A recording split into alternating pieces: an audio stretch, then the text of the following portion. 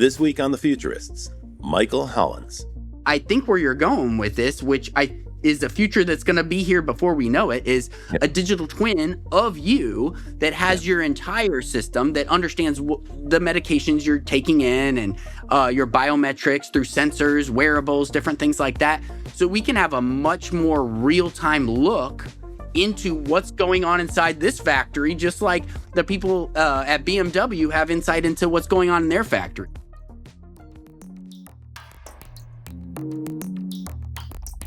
Hi, everybody. Welcome back to The Futurist. I'm Rob Tercek. This week, I'm solo. And this week, I'm going to try to pull together some themes and threads that we've been talking about for several episodes. Those who listen to the show regularly will probably recall that we've had a number of guests on talking about the evolution of 3D computing, spatial computing. Sometimes we've had people talking about the thing called the metaverse that kind of came and went. The idea here is that the next phase of computing, or maybe one of the new frontiers of computing, is to begin to build simulations, high-fidelity simulations and high-fidelity representations of the real world. Now, previously on this show, we've talked about how those can be applied to things like the global supply chain, shipping, airports, and so forth, where you can create a high-fidelity simulation of those very complex real-world environments. And that's a really lively area. It's one I'm excited about personally. I spend a great deal of time working on that in my professional career. And of course, some of our guests are deeply immersed in those fields. Other people have talked to us about augmented reality, extended reality. These are immersive technologies where you'd put on a headset and you'd be able to sort of immerse yourself into a media environment and explore it. And that can also be useful for entertainment and games and so forth. Today, we're going to talk about the application of these technologies to an area that is so important, I think we could say our lives depend on it. In some cases, that's actually true. It's not an overstatement. We're going to talk about imaging and simulation in the medical profession, and especially as it pertains to medical procedures and emergencies.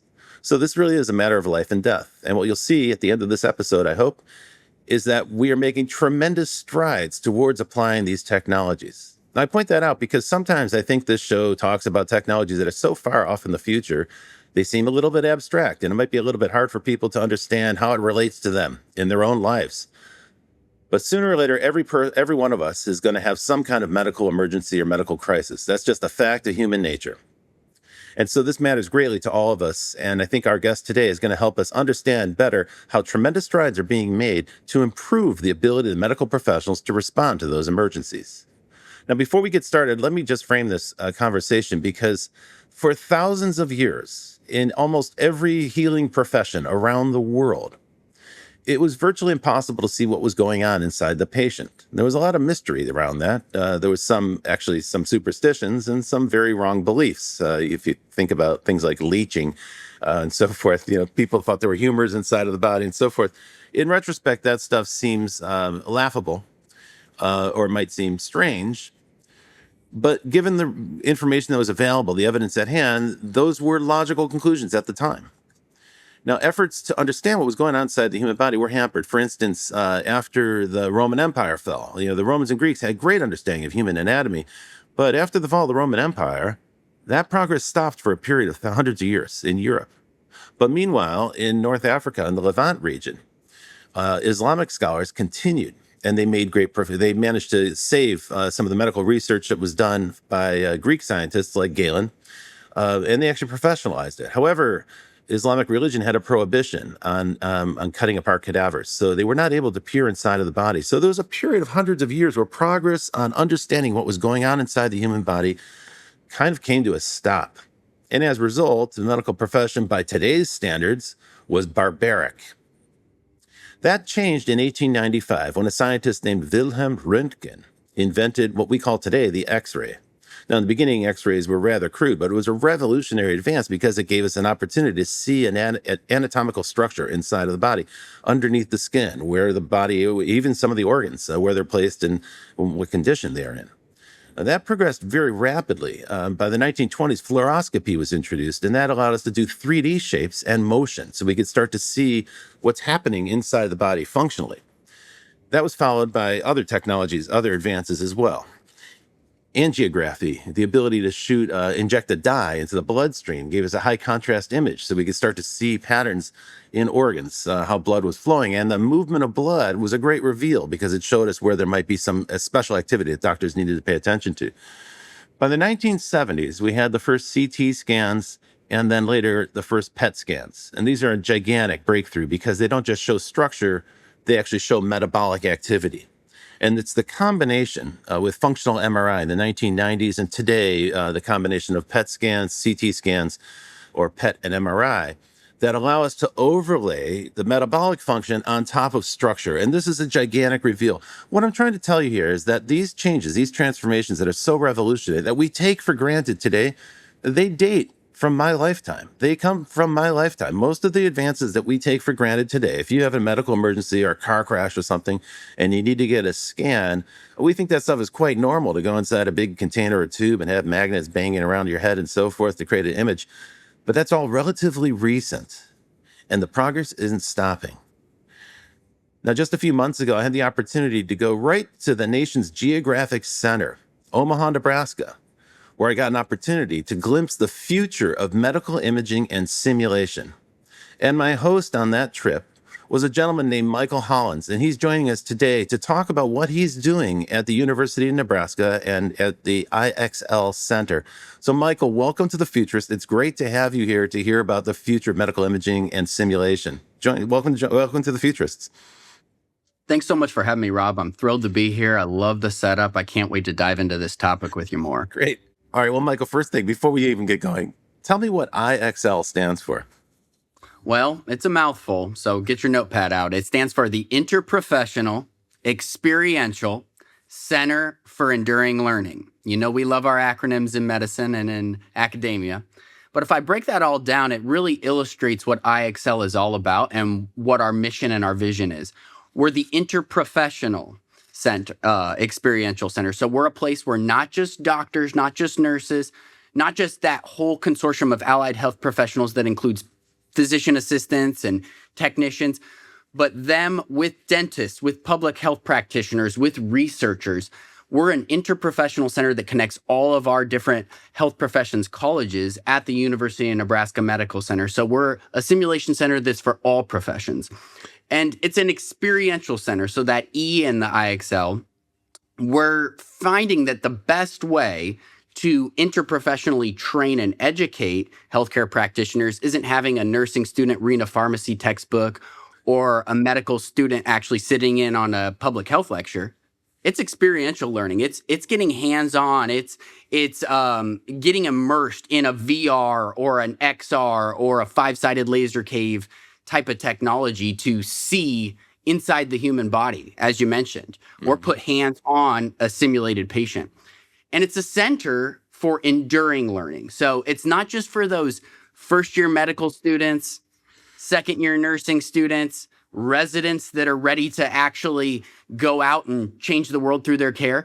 This is a place where surgeons who've been practicing for decades, who might want to come in and get familiar with a new technique or a new instrument or actually master a brand new skill set of minimally invasive robotic surgical training, for instance. It's a place for them as well. So that's what iEXCEL stands for. It's the Interprofessional Experiential Center for Enduring Learning. And Rob, you know I'm going to have a pop quiz for you at the end of this one. So I hope you remember that. I'm not going to pass.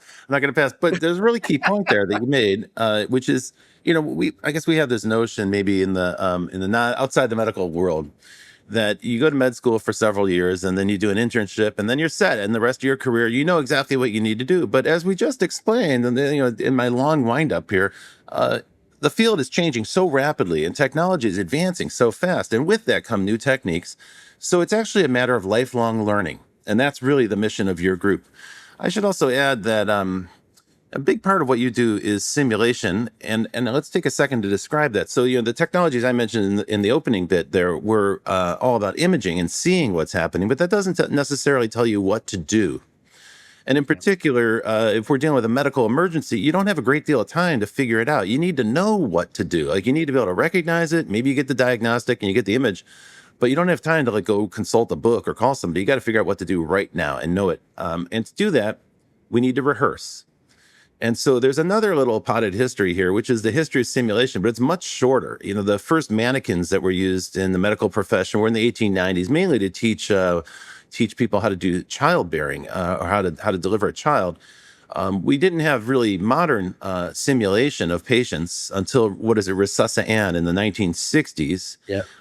which was a doll, if you will, that could breathe, and you could practice cardiovascular work on it, or heart attack simulations. And then in the 1980s and 1990s, we began to get high fidelity patient simulators. And these are patient simulators that can actually breathe. They had vital signs. You could inject them with drugs. You could practice intubation. You could manage cardiac arrest. So they taught a great deal. This is a gigantic advance. So instead of practicing on people, which is partly what happens, as if you're an intern in a hospital, you are practicing on patients as a young doctor. But this was a chance to practice in a way where there's zero risk. You're practicing on basically a dummy. Well, by the 2000s, with the advent of virtual reality and other imaging technologies, doctors and surgeons were able to start to practice surgical procedures. Now, this was a big breakthrough, and I recall this at the time. There was always a pending thought that there would be robotic surgery, but before robotic surgery, VR surgery taught doctors how to do procedures so they could rehearse it 100 times before they actually performed it on a living human being. That's obviously beneficial to all of us. The analogy that I would draw here is to flight simulators. And I know it probably seems like a strange analogy, but there's a reason why the U.S. Air Force has been at the absolute forefront of simulation technology since the 1960s. And it's because if you have, a young 20-year-old pilot flying an aircraft that costs almost $1 billion, you really get one chance to get it right. So it's much better to simulate 100 times before you get in that aircraft. Well, a human being is worth more than an aircraft. And so it makes a good deal of sense for doctors to rehearse and train and simulate. This was actually the big reveal for me when I visited your facility. On the first floor, of course, you had those amazing visualization centers, and I want you to tell us a bit about that. But on upper floors, I was really surprised because this is where the learning part was, where you could actually see, whole floors where entire teams could come in and learn in a weekend. They could practice a procedure, and you had these incredibly high fidelity, I don't know, what do we call them, dummies, rope, like simulated humans. Can you describe that a little bit, perhaps more technically accurately than I did?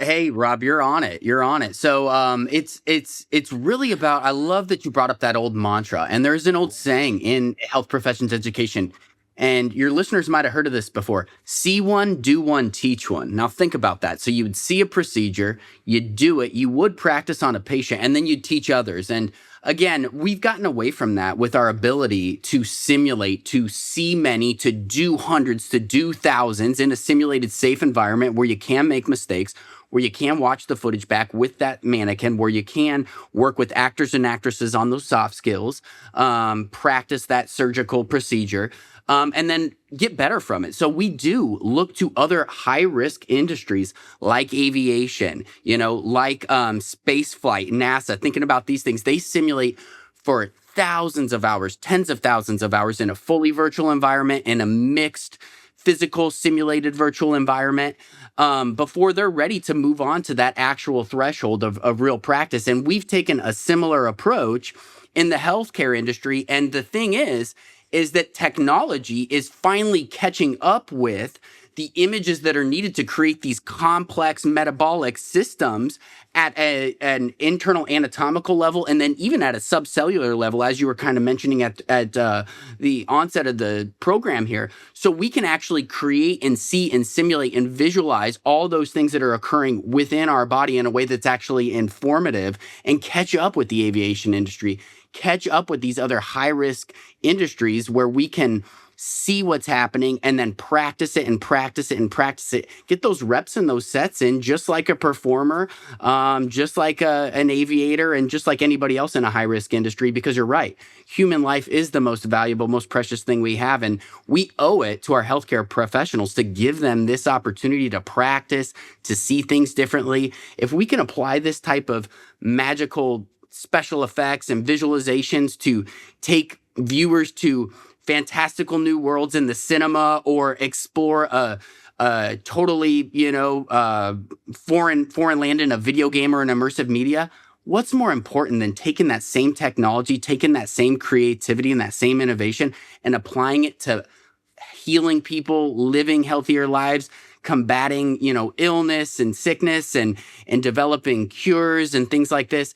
It's exactly where we need to put our emphasis. And places like iEXCEL, institutions like the University of Nebraska have figured this out, and we're doubling down on innovation. We're doubling down on that future because our students are seeking it out. We're seeing that we're actually getting students that are responding so well to things like virtual reality, augmented reality, seeing, the internal processes that actually fuel the body that to heal, to respond to drugs that they're giving their patients, they're diagnosing them with. So it's really a way to fully embrace the technology of today, invest and innovate in the possibilities of tomorrow, and do it in a collaborative way across the entire health professions spectrum so that research and results can drive innovation, and we can bring industry along with us and tell them where we need their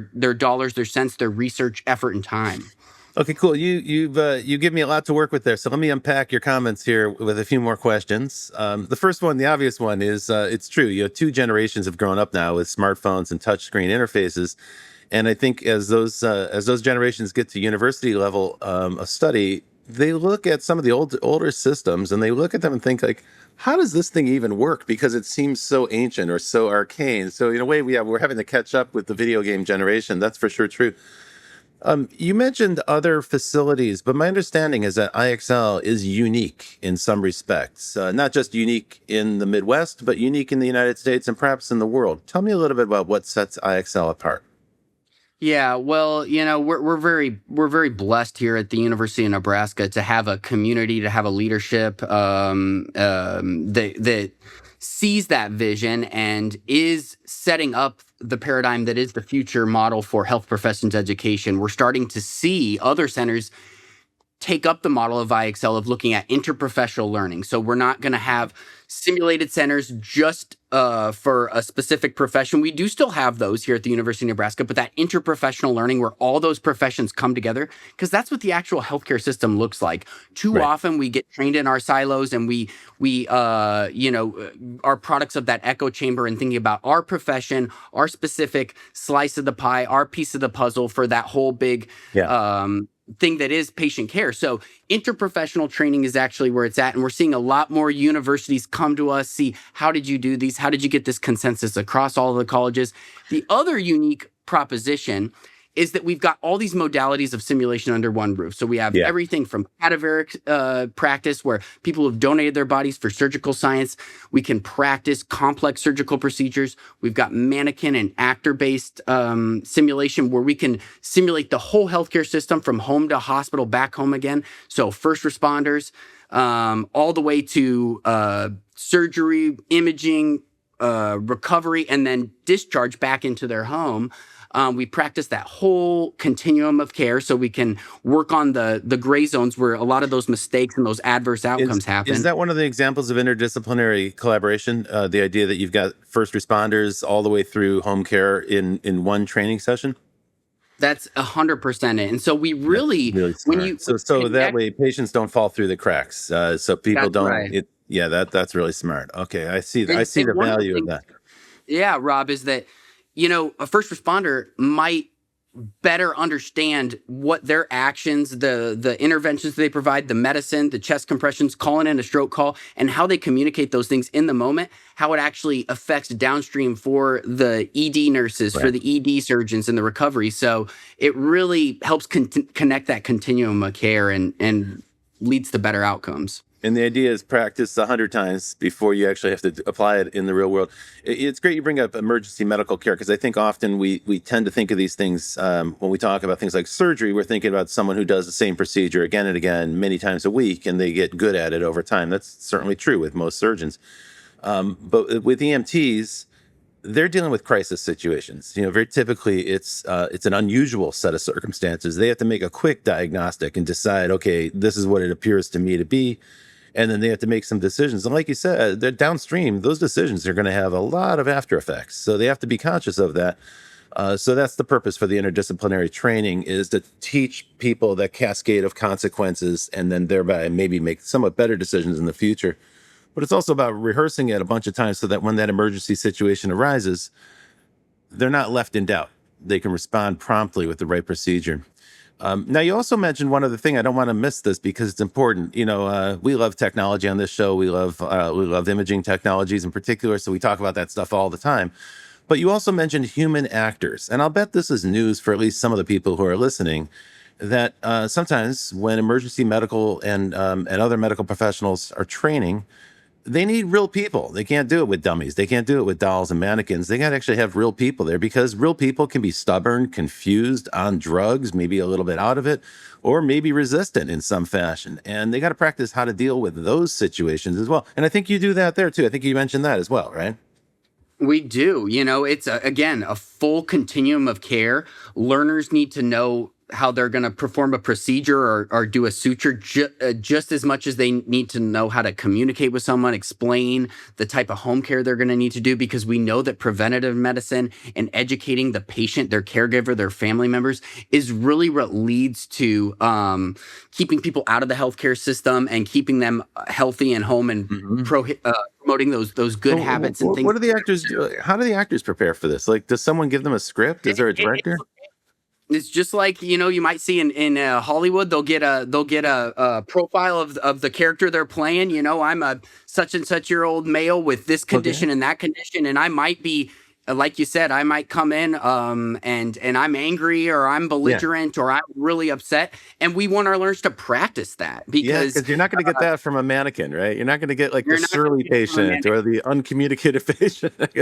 Yeah, of course. So again, like you said, we want to practice those a low frequency, high acuity situation. So you're not going to always have that really angry patient or that really upset person that doesn't understand what they're doing. But when you do, your instincts are going to kick in. And we want those instincts to be sharp and precise and exactly where they need to be for our learners. And so we'll throw some curveballs at them. And those actors that we've got are so dedicated. They're incredible. We've got such a diverse makeup of people that play all these different patients and parts, so that we can prepare our students for whatever the future may hold for them. Right on. Okay, so it's like that old carpenter saying, "Measure twice and cut once." But here we're saying, rehearse it 100 times before you actually have to deal with the emergency. And really, the idea there then is to get the response into muscle memory, so that you're not fumbling around or trying to remember what to do. You already know what to do when the emergency arises. Okay, well, we're going to go to a little break here. Folks, don't go far, because we'll be back in 1 minute. You're listening to The Futurists. I'm Rob Tercek, and this week I'm talking to Michael Hollins, and we'll be right back. Hey, welcome back to The Futurists. I'm Rob Tercek, and this week I'm talking to Michael Hollins from iEXCEL at the University of Nebraska in Omaha. And what we've been talking about are two sort of different things, but they're going to converge. So on the one hand, we're talking about advances in imaging that make the invisible visible. And on the other hand, we're talking about advances in simulation and training, and those make the dangerous and risky rare procedures much safer. Now, I'd like to spend the rest of the show forecasting a little bit about how these two things are going to converge, combine, and how they might evolve and change medical practice in the future. So, Michael, I'm going to throw it over to you. Does that make sense to you, this idea of making the visible visible and making the dangerous safe? That seems to me like a kind of the layman's encapsulation of what iEXCEL does. Yeah, 100%, Rob. And it's kind of an eternal curiosity for humans, right? I mean, we've had you look back in fiction and think about some of those cultural touchstones: Fantastic Voyage, Magic School Bus. Depends on your age, right? But we've always wanted to go inside the body, see what's going on in there. Get a deeper understanding of the incredibly complex ecosystem that is the human body. And as our content creation tools, our ability to create images and experiences that are spatial, volumetric, experiential, again, through a technology type, an XR, five-sided laser cave holographic imaging, it's becoming more and more tangible, and it's becoming more and more helpful. And we're seeing the outcomes with the learners. You talked a little bit before the break about those digital natives. we're growing up. There's a generation of learners that are now, hard to believe, Rob, but they're the ones in medical school. They're the ones that are going to actually practice on us and give us life-saving care. They've only grown up with these digital tools. They consume media in a different way than us. They want and they crave that interactivity, and they want to touch and see and feel it. And we can do it now. And so we're seeing learners seek that out. We're seeing learners really absorb and really do well with those types of experiential visualizations. And then they're educators who are the current surgeons and nurses and public health practitioners are seeing the effectiveness of these tools, of XR, of VR, of complex simulations of the human body. And they're saying, oh, wow, we can use this to teach someone how to do a really, really complex surgery or see what adverse outcomes or effects might happen. Well, why don't we use it for actual surgical planning? Why don't we actually go through and simulate what this procedure might look like, what outcomes might occur with this intervention, with this stent, with this specific tool, so that we can mitigate and we can lead to much, much better outcomes. So those worlds really, really are converging, and training and simulation and surgical practice and surgical theater are really, really taking off right now as the technology is just growing at an exponential level. One of the technologies that's emerged from the gaming industry is real-time 3D imaging, and this has gone through tremendous advance in the last 10 or 15 years. That's an industry I've been tangentially involved with myself. Now, when we use the word real-time, I think, again, that's a word we've got to pause for a second and define for the audience. Generally, 3D computing or any kind of 3D imaging requires tremendous amount of compute power. And that typically is not something you can do instantaneously. In the past, it would take months to render a 3D image or a 3D scene for, say, a motion picture or something.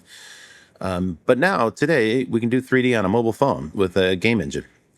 And this technology is a giant breakthrough, not just for games and communication, but also for medical science, because it opens up the possibility that doctors can see in real time what's happening inside the body while they're doing a procedure.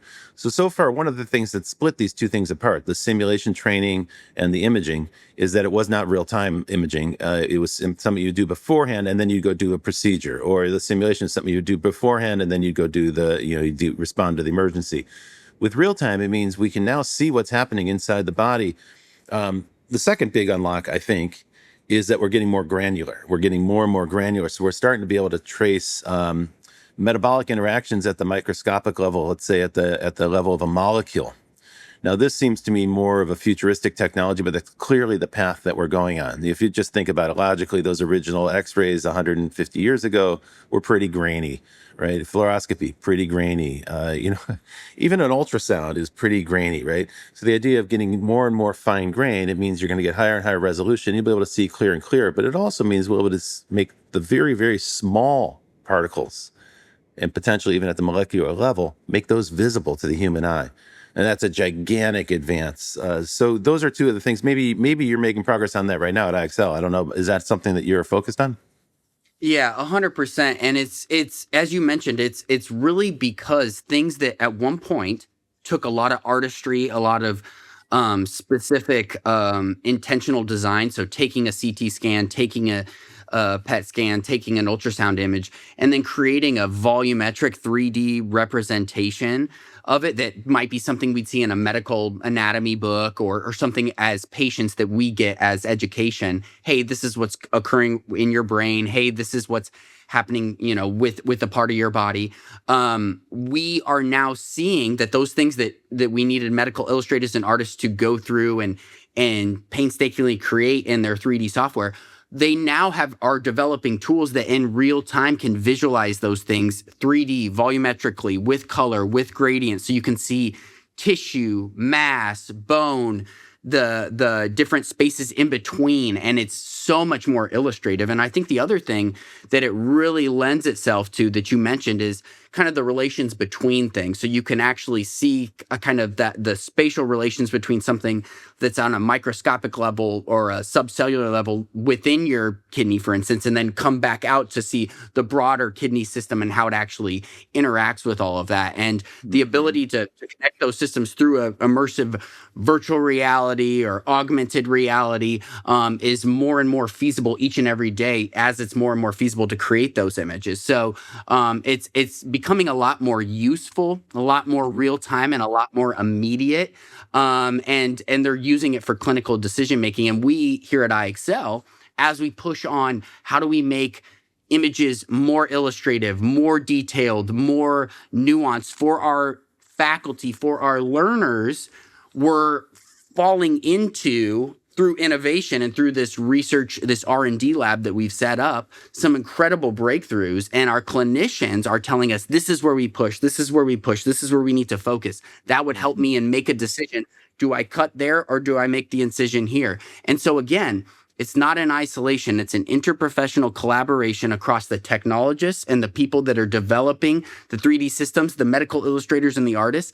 But then we need those clinicians and those world-class healthcare practitioners to tell us where and how to apply it, because they're the ones that have been in the field. They're the ones that have been doing these things with their patients for years and years and years. And we need to meet them where they're at and really figure out how do they want to embrace the technology. So really, As I'm barriers are listening breaking. to you, it strikes me as I'm listening to you that it's actually quite remarkable how well doctors have been able to diagnose and deal with disorders while functioning blind. Like, actually, it's quite a remarkable achievement that they've been doing this without being able to see. Because part of me, as I'm listening to you, I'm sort of like thinking, well, of course we should be able to see that. Of course we should be able to visualize that. Of course that's something that should be depicted in 3D.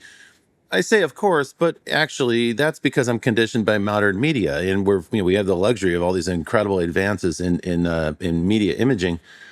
That wasn't the case before 2000, right? This is all relatively recent. These technologies are all relatively recent. So it's not such a given. And the fact that doctors were able to make such progress before the 2000s without being able to see is really quite a testament to medical intuition and training. So let's note that. Have you heard about swallowable cameras or ingestible cameras that go through the GI tract? Is that something that you're interested in or you're considering? Is that? Well, there's all kinds of minimally invasive surgical procedures and things like that, laparoscopy and all these processes that have allowed us to be smaller and be less intrusive and less disruptive to the human system. And so that's something that we simulate a ton. And that's laparoscopic procedures, minimally invasive robotic procedures with some of the industry leading giants. I mean, there's a few of them out there, and they are frequent collaborators of ours. And so that is something that we do simulate quite frequently and quite often. And actually a lot of different surgical procedures are starting to use microscopic cameras and minimally invasive robotic techniques to do procedures even beyond laparoscopic and endoscopic practices. And so that's another way where that continuing education. So surgeons and nurses and people part of that process before where it was more manual or more of a an open surgery type of procedure, they are needing to learn and train on these newer tools, these microscopic cameras, these microscopic minimally invasive robotic devices, which is a totally new skill set for them. We want to leverage that brilliant backlog and those history and all those cases that they've seen throughout the years, because it is incredible. And we want them to train and learn on the new techniques so they can continue to lead us into the future. And that's where we find that we're a center for continuing education. And we have all kinds of practitioners that are seasoned and they want to stay on the latest and the greatest and really take advantage of modern medicine. It must be a great reveal. If you have a seasoned medical professional who's been doing this for years and years, he or she might be amazed to finally see what they've been dealing with or where they had to work without it, without the visualization. One of the topics we brought up earlier, and you just mentioned, so I want to come back to, is the idea of building a high fidelity 3D representation of the human body or some structures or some anatomy or some of the systems in the human body. And this is a topic of great interest to me. So the term we typically use for that is digital twins, but it's not a term from medical science. It's not a term from even biology necessarily. The term comes actually from NASA, from space exploration. The problem that they had there was in the 1990s, NASA had spacecraft that were millions of miles away from Earth, and they need to know what was going on those spacecraft just to maintain them and manage them. And so they realized that just based on the telemetry, the data that was flowing from those spacecraft, they could build a digital representation. Of course, initially they were quite crude. Over time, they got more and more sophisticated as the sensors got more and more sophisticated. What that means is that you can have you can build a 3D simulation here on the planet Earth of the conditions that spacecraft is going through, even if it's 100 or 200 million miles away. And you can realize then with quite good precision, you can actually forecast or simulate with reasonably good precision the actual conditions that aircraft or spacecraft is moving through. Now, that concept has been brought back down to Earth, and it's been applied largely in manufacturing. It's been applied in many complex systems, but manufacturing. So companies like BMW and Audi, most auto factories now have a digital twin that's inside of the factory where they build a 3D simulation of all the processes inside the factory. Why that's needed is that largely the auto body factories, not the finishing plant, but the body plant at most car companies, is entirely automated now with robots. So humans are not in those factories. In fact, they have to stay away because the machines are quite dangerous. Those robots don't have eyes. They can't see, so they can crash into people and hurt them. So as a result, humans stay outside, and basically the auto body plant is like a big box, and inside of it, there are robots. On one end, you put in parts, and on the other end, car bodies come out. They're finished.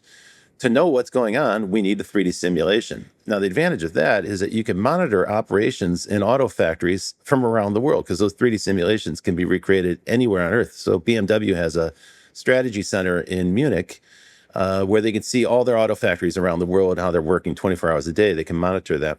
That concept has now been liberated from the factory because now that those cars are on the street and cars like Tesla's are loaded with sensors, they're starting to build digital twins of each vehicle. So certainly with Tesla and Porsche, those two car brands I know have digital twins of every car. Why do you need that? Well, because the wear and tear on an automobile changes. So as each car is driven under different circumstances by different drivers in different weather conditions, it's going to age and wear differently. And so the owners may not know this, but the manufacturers have an individual profile of each car, basically a 3D representation of each of those vehicles that's out in the field. And of course, that's a learning process because now they can learn from all of those vehicles at once, and the cars learn from each other. This is kind of one of the miracles of Tesla. Connected cars talk to each other, and they learn about the roadways. In the process of doing that, they're also building simulations of the world around, and that's why Tesla Autopilot is a good example. It can capture data about the world around it. So it's not just a simulation of a car, but it's actually a simulation of a car in a simulated environment that's also high fidelity. The point I'm making is that we're gradually building 3D digital maps, high fidelity digital representations of the world around us. And this is now extended to the global supply chain, shipping, container ports, and so forth. So gradually, the very complex business of manufacturing and shipping goods around the world is being digitized. So there's an invisible world to most of us. It's a 3D representation, entirely digital representation of the real world. These technologies are now being brought to the human body, and we will soon be able to create 3D digital twins for humans. Can you tell me a little bit about that, Michael? Because I imagine that's a big part of the future of iEXCEL. It's huge, Rob. You're right on point. And right now, we've got most of our traction, as you might expect, in that realm of manufacturing. So digital twins of really, really complex equipment, machines, devices, so we can have a, really expensive, multi-million-dollar, very advanced piece of machinery that's got hundreds of connection points. It's got a million switches and dials, and learners can come into a virtual environment through a headset or through a laptop or even their mobile device, because accessibility and meeting them where they're at is a big part of what we do at iEXCEL. But they can actually practice on that digital twin, get familiar with this very specialized piece of machinery, a perfusion device, something like that they're going to then work with.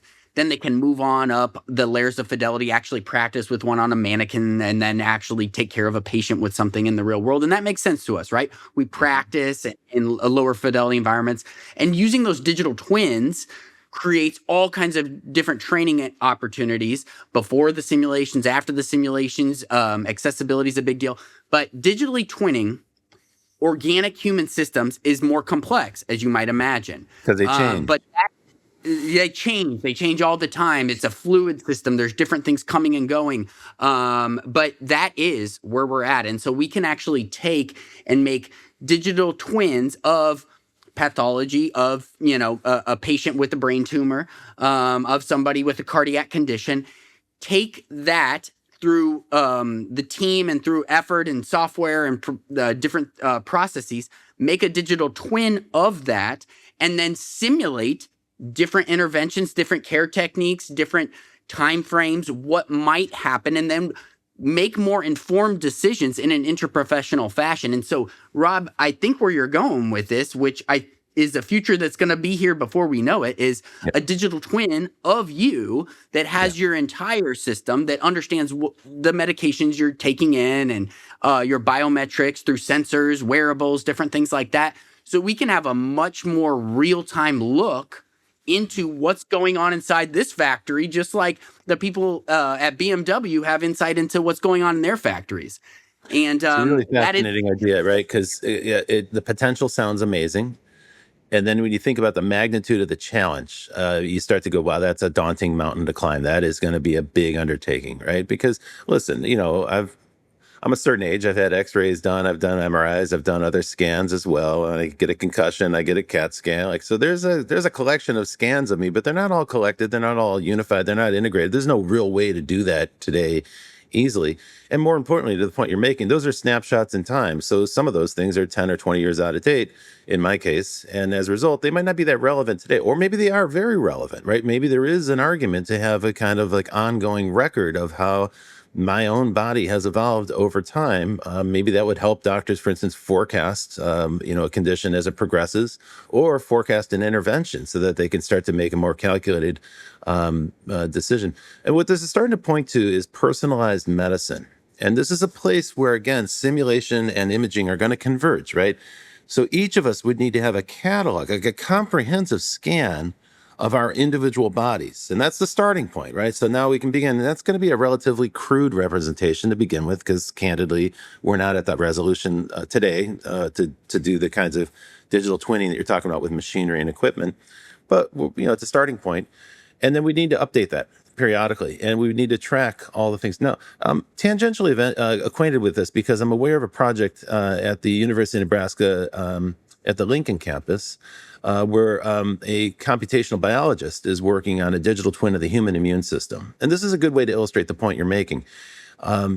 So the human immune system is immensely complex, right? It's not one system, it's a system of systems. It's through the entire body. It evolves and changes. It responds in different ways. It manufactures its own responses. And so this isn't like one static thing. It's a constantly changing dynamic and somewhat fluid system.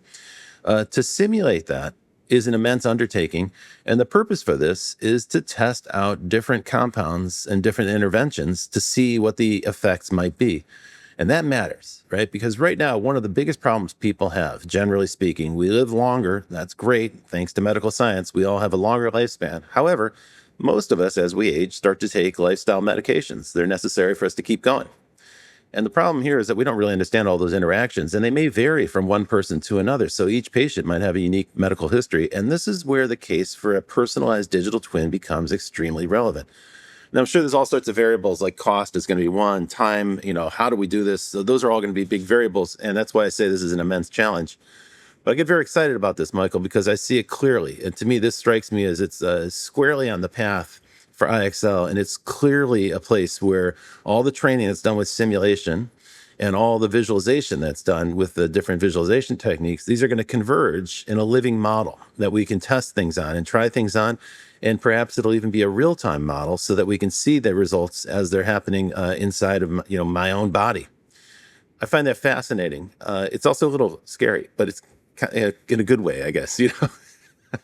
Yeah, I mean, the future is here, and it's a compound exponential growth, like you said, in your lifetime alone, in our lifetime alone, the leaps and bounds that have been made. I talk with, and we interview, and we talk with doctors who, remember the advent of penicillin, for instance. They're here, they're alive, they remember a pre-penicillin world, wow. Pre-antibiotic world, and it's moving very quickly. And there are quantum leaps that happen. And you look at the imaging, and you look at where we were, and you look at the infrastructure it took to make 3D images just 10 years ago. You look at it today. You project that out 10 more years. The personalization of medicine, the real-time rendering like you're talking about, Rob, it's right at our doorstep. And it's going to take academia, research, to make sure that this gets steered in a productive way, because there's a lot of money to be made in this area as well. And so we really need to figure out how can this be harnessed for good, to let people live healthier lives. But we're right on the precipice here. I mean, a lot of money is spent on medical care, but as long as the quality of the care is improving, I don't think people have a huge objection to that, because it's important, right? It's hard to name a more important thing than staying alive.